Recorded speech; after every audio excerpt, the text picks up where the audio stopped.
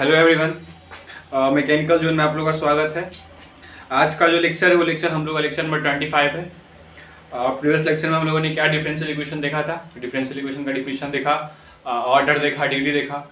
आज जो होगा डिफरेंशियल इक्वेशन को कैसे हम लोग फॉर्म करते हैं वो देखने वाले हैं। सो आप बोर्ड पे कंसंट्रेट कीजिए। क्या है फॉर्मेशन ऑफ डिफरेंशियल इक्वेशन? और डिफरेंशियल इक्वेशन, डी का मतलब डिफरेंशियल इक्वेशन हुआ, और differential equation is formed by the eliminating the arbitrary constant present in the equation। देखिए एक बात जानिए कि कांस्टेंट कितने तरीके का होता है? तो दो तरीके का। एक होता है यूनिवर्सल कांस्टेंट और दूसरा होता है क्या? Arbitrary, arbitrary constant.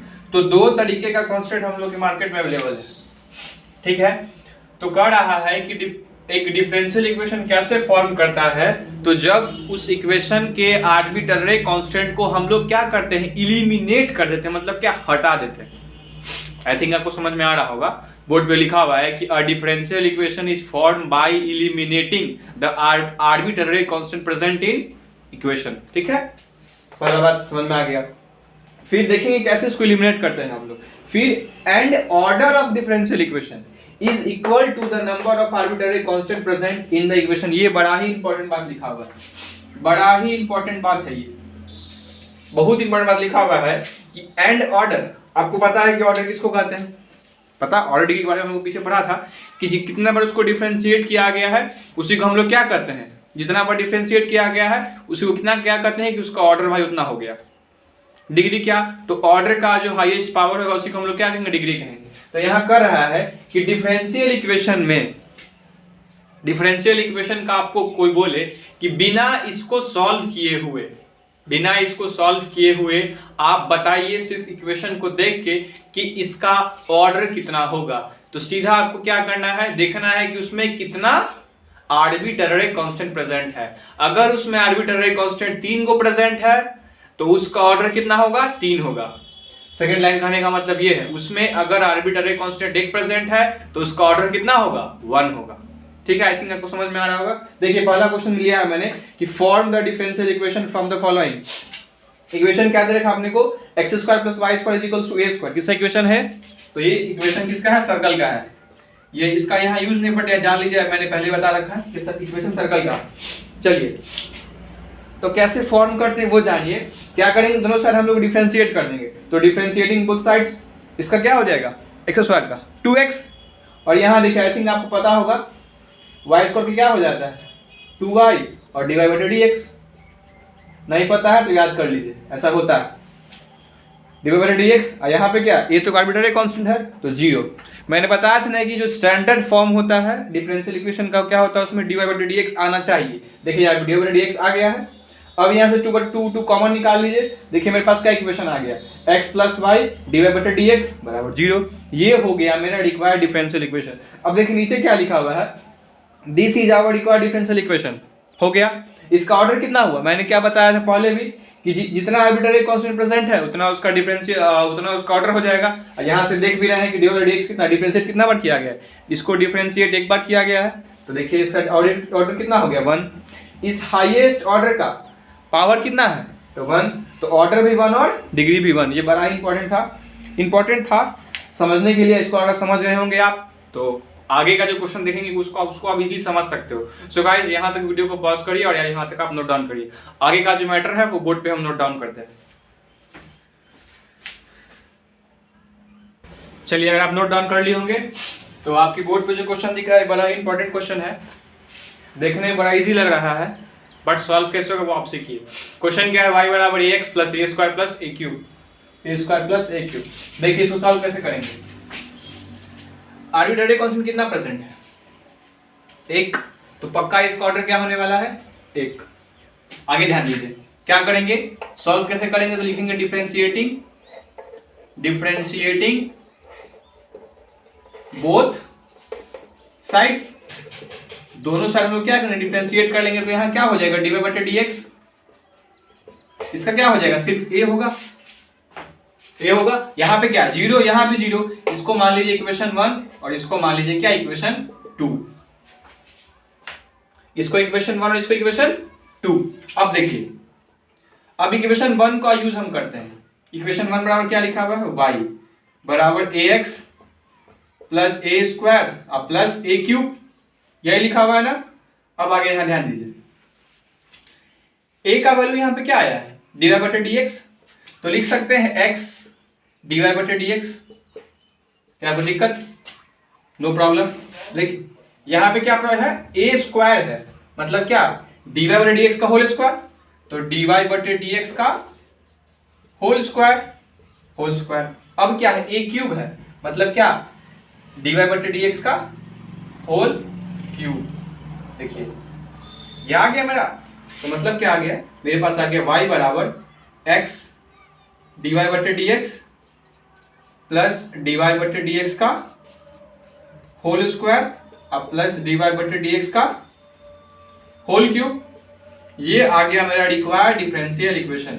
इसका ऑर्डर कितना हो जाएगा, ऑर्डर तो भैया एक, डिफरेंशियल कितना बढ़ के है, एक बार तो ऑर्डर एक, और डिग्री कितना, डिग्री ध्यान दीजिएगा, डिग्री कितना हो जाएगा इसका, जो ऑर्डर है उसका हाईएस्ट पावर कितना है, यहाँ पावर 1 है, यहाँ पावर 2, यहाँ पावर 3, तो ऑर्डर कितना 3, तो ऑर्डर 3। ये हो गया आपका आंसर। ठीक है, ये काफी इंपॉर्टेंट क्वेश्चन था। सो गाइस यहां तक आप नोट कर लीजिए, ये हो गया। इसके बाद हम लोग क्या देखेंगे ना, इसके बाद हम लोग एक और क्वेश्चन देखेंगे। ठीक है, वीडियो को पॉज करिए, यहां तक आप नोट डाउन करिए। चलिए गाइस, अगर आप नोट डाउन कर लिए होंगे तो आपके बोर्ड पे जो क्वेश्चन दिख रहा है वो ये है कि y is equals to a to the power x plus b to the power e का पावर माइनस x। इसको क्या करना है आपको, डिफरेंशियल इक्वेशन में इसका डिफरेंशियल इक्वेशन फॉर्म करना है। तो देखिए यहां ध्यान दिए कि इसमें कितना कांस्टेंट, आर्बिट्रेरी कांस्टेंट 2 है, मतलब इसका पक्का ऑर्डर कितना होगा, तो 2 होगा। डिग्री कितना होगा वो देखेंगे हम लोग आगे। चलिए क्या करते हैं, डिफरेंशिएटिंग बोथ साइड्स, ठीक है, विद रिस्पेक्ट टू एक्स कर दीजिए, विद रिस्पेक्ट टू एक्स। चलिए यहां पे क्या हो जाएगा, dy बटे dx, यहां पे क्या, a बाहर e का power x plus b e का पावर माइनस x, और जब इस माइनस x को डिफरेंशिएट करेंगे तो क्या हो जाएगा, -1 आएगा। आई थिंक आपको डिफरेंशिएशन का बेसिक कॉन्सेप्ट पता होगा, इसीलिए हम आगे बढ़ रहे हैं, हम नहीं बता रहे हैं। तो यहाँ पे क्या हो जाएगा, a e का पावर x और माइनस b e का पावर माइनस x। ये माइनस आ गया, क्यों आएगा, क्योंकि पहले b को बाहर निकाले, e का पावर माइनस x को हम लोग क्या डिफरेंशिएट करेंगे, तो ये आ गया। फिर इसको डिफरेंशिएट करेंगे माइनस x को, तो क्या हो जाएगा -1।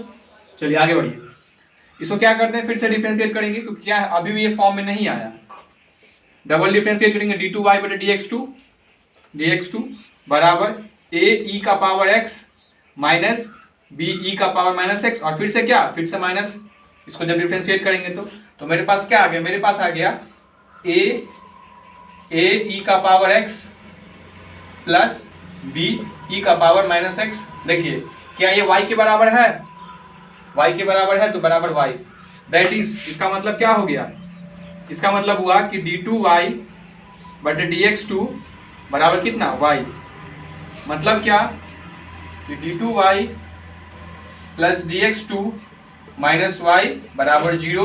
ये हो गया मेरा क्या, रिक्वायर्ड डिफरेंशियल इक्वेशन। चलिए इसका फाइंड आउट करना है ऑर्डर तो भैया साफ साफ पता चल रहा है, 2 यहाँ से मालूम चल रहा है, क्योंकि इसमें 2 कांस्टेंट था तो 2 ऑर्डर। दूसरा बात क्या, इसको 2 बार डिफरेंशिएट किए तो ऑर्डर 2। डिग्री कितना, ऑर्डर का पावर कितना है, ऑर्डर का पावर 1 है ना, तो डिग्री कितना 1। ये निकल गया आपको इसका ऑर्डर और डिग्री। चलिए वीडियो को पॉज करिए, इसके बाद देखेंगे हम लोग सॉल्यूशन ऑफ डिफरेंशियल इक्वेशन।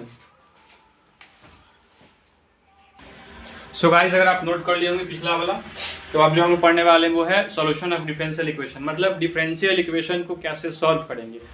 पहले देखा है कि कैसे फॉर्म करेंगे, अब फॉर्म किया हुआ रहेगा तो उसको सॉल्व कैसे करेंगे वो सीखना हम लोग को। तो सॉल्व वाले बहुत सा मेथड है। पहला जो मेथड हम लोग को पढ़ना है वो है वेरिएबल सेपरेबल मेथड, मतलब अलग अलग करके सेपरेट करके आप उसको क्या करिए, सॉल्व करिए।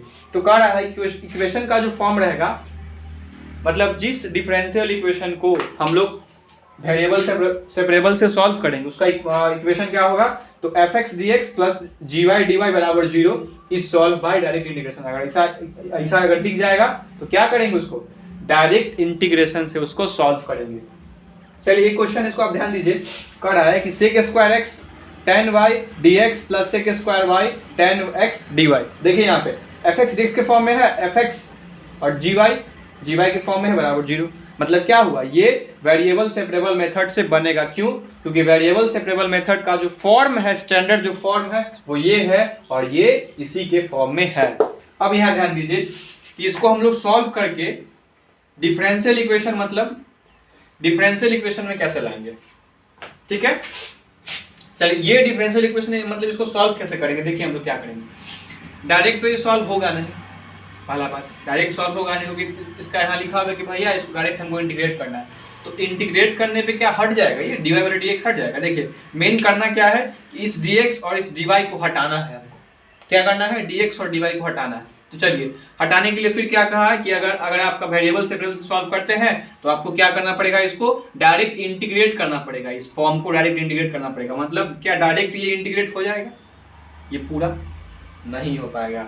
तो इसको क्या करेंगे, डायरेक्ट इंटीग्रेट करने के लिए इसको थोड़ा ट्रांसफॉर्म करेंगे, ठीक है। ट्रांसफॉर्म कैसे करेंगे वो सीखिए। देखिए अगर यहाँ भी, यहाँ पे और यहाँ पे tan x tan y से अगर डिवाइड कर दे हम लोग, मतलब dividing both sides with dividing both sides by tan x tan y। tan x tan y से हम लोग डिवाइड कर देते हैं। क्यों डिवाइड करेंगे वो देखिए क्यों करेंगे। देखिए sec square x tan y dx बट्टा tan x tan y plus sec square y tan y dy बटा tan x tan y, ये डॉट मतलब इनटू, और यहाँ क्या जीरो ही हो जाएगा, कोई फर्क नहीं पड़ेगा। अब देखिए यहाँ पे ये tan y गया, ये tan y गया, बचा क्या मेरे पास, बचा क्या sec स्क्वायर x बटा tan x dx plus sec square y बटे वन मिस्टेक यहाँ पे tan x था ना, sec स्क्वायर y यहाँ पे tan x था, सॉरी यहाँ पे था tan y, तो ये कटेगा tan x, ठीक है। नीचे क्या है sec स्क्वायर y और tan y dy। चलिए अब क्या करते हैं, दोनों साइड हम लोग इंटीग्रेट करते हैं, क्योंकि स्पेस कम है तो वो चीज को हम नहीं लिखते हैं कि इंटीग्रेटिंग बोथ साइड, डायरेक्ट हम इंटीग्रेट करते हैं। मतलब क्या, इंटीग्रेटिंग sec स्क्वायर x बटे tan x dx plus integrating sec square y, एक मिनट देख तो रहा है ना, sec स्क्वायर y, हाँ दिख रहा है, sec square y tan y dx dy, देख लीजिए कोई प्रॉब्लम। चलिए देखिए यहाँ पे सॉल्व करेंगे, क्या लिखेंगे, फिर लिखेंगे क्या, substitution putting let tan x बराबर t। तो वो देखिए उस सब से बचने के लिए हम लोग क्या करते हैं ना, एक ट्रिक है उसको जान लीजिए।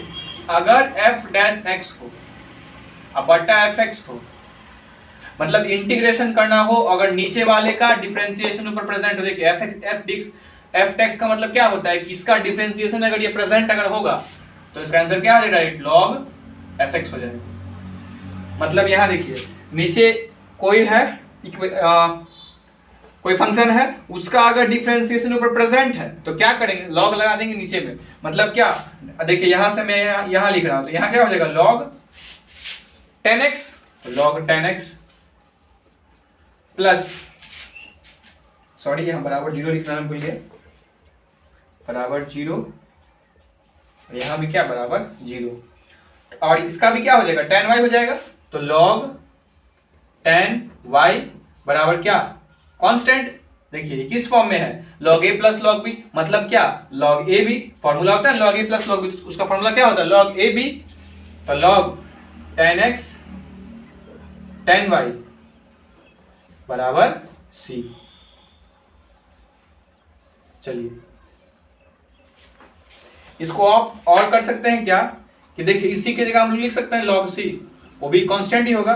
तो अगर इसके बदला हम लोग log c कर देते हैं, log c करते हैं, ठीक, इस कांस्टेंट के बदला हम log c ले लेते हैं, मान लीजिए log c ले लिए, log c भी कांस्टेंट ही है। तो जब इसको कंपेयर करेंगे तो क्या हो जाएगा, मेरे पास 10x इंटू 10y बराबर c, और ये हो गया मेरा रिक्वायर्ड क्या आंसर। समझ में आ गया वाकई?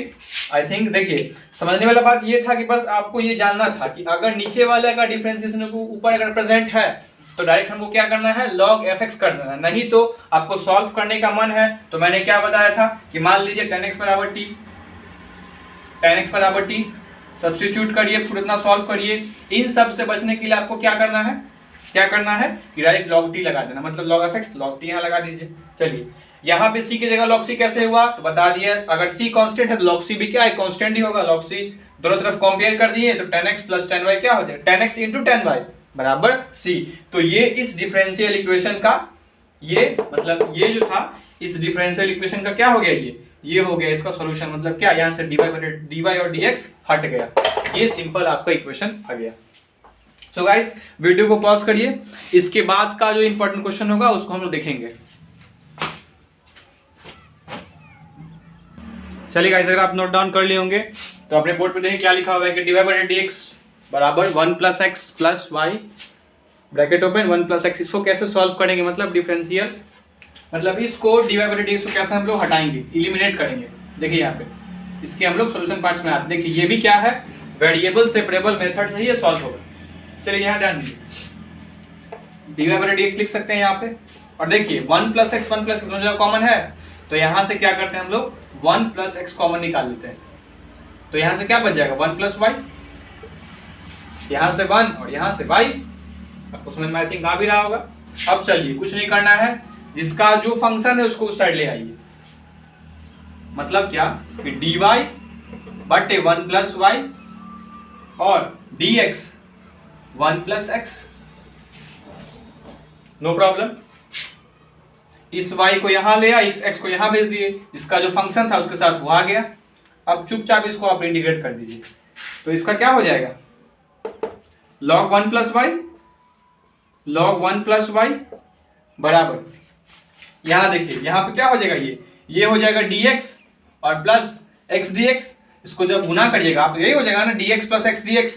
तो dx का क्या हो जाएगा x और प्लस x स्क्वायर अपॉन 2, यही हो जाएगा। मतलब क्या, 2 को यहां भेज दीजिए, 2 log 1 प्लस y, x यहां से कॉमन निकाल लीजिए, x कॉमन तो 1 प्लस x, ठीक है, x कॉमन 1 प्लस x, ये हो गया आपका रिक्वायर्ड आंसर।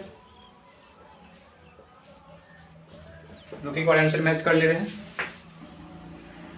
आंसर क्या आया है, हाँ सही है। चलिए तो गाइस वीडियो को पॉज करिए, इसके बाद का जो क्वेश्चन होगा उसको हम लोग डील करते हैं।